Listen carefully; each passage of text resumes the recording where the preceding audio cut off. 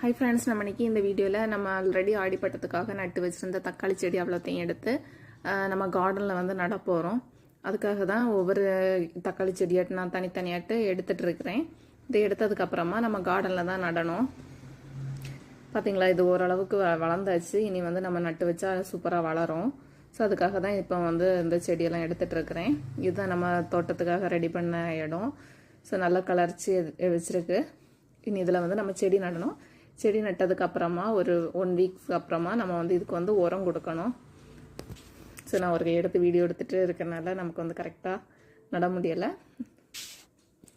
மொத்தம் இதில் வந்து 27 நாட்டு நட்டுருக்கிறேன். தக்காளி செடி 27 நட்டுருக்கிறேன். அப்புறம் ஒரு மிளகாய் செடி வந்து ஒரு 3 நட்டுருக்கிறேன். சீனி அவரைக்காய் செடி வந்து ஒரு 2, ஒரு வெண்டைக்காய் செடி நட்டு வச்சுருக்கிறேன். வெண்டைக்காய் செடி இன்னும் நிற்குது. இனி தான் கொண்டு நடணும். Thank you friends. என்னோட இந்த வீடியோ உங்களுக்கு பிடிச்சினா லைக் பண்ணுங்கள், ஷேர் பண்ணுங்கள், மறக்காமல் நம்ம சேனலை சப்ஸ்கிரைப் பண்ணுங்கள் ஃப்ரெண்ட்ஸ். தேங்க்யூ.